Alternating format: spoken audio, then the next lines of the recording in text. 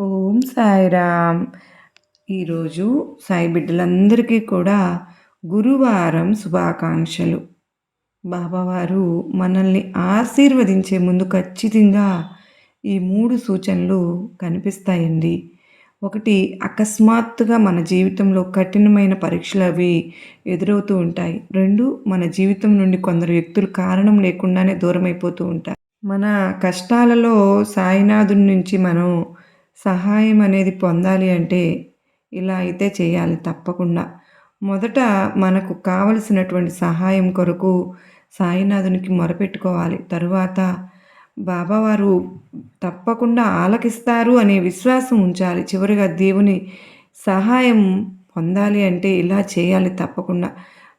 ప్రతిరోజు కూడా సాయినాథుడిని అడగవలసినటువంటి ఇష్టమైనటువంటి మాట ఏంటి అంటే, బాబా, మన అవసరాలు ఆశీర్వాదాలు కానే కాదు తండ్రి, ఈరోజు జీవితంలో మీరు ఏది ఇవ్వాలనుకుంటున్నారో అది దానికి నేను కట్టుబడి ఉంటాను తండ్రి.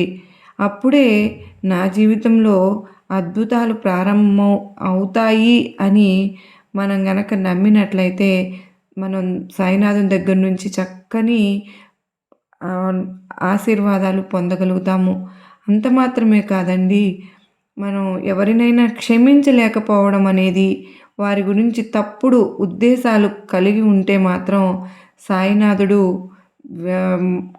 ఆ కారణాలకు మాత్రం ఖచ్చితంగా ఉద్దేశాలు మంచి మంచి ఉద్దేశాలు కలిగి ఉండటానికే కారణాలు అవుతాయి అన్నమాట. అంత మాత్రమే కాదు, బాబావారి దగ్గర మనం ఇస్తే నేను అది చేస్తాను అని ఎప్పుడూ బేరాలు అడగవద్దు. సాయినాథుడు వ్యాపారవేత్త కాదు కదా, మనతో బేరం ఆడటానికి సంపూర్ణ నమ్మకంతోనూ మరియు ప్రేమతోనూ అడుగుదాం. ఖచ్చితంగా బాబావారి కృప అనేది మనకు కలుగుతుంది.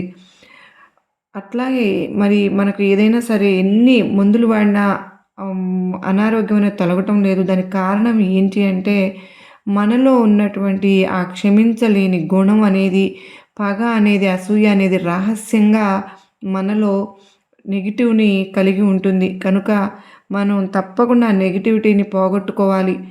ఒకళ్ళని గురించి మనం ఏమంచనా వేయగలుగుతాం? మన గురించే మనకు స్పష్టత లేనప్పుడు వేరే వాళ్ళు మన జీవితంలో కష్టాలు వస్తున్నాయి వాళ్ళు అని చెప్పి అనుకున్నప్పుడు మౌనంగా సాయినాథుడు ఉన్నారు అంటే మనల్ని మర్చిపోయారని కాదండి.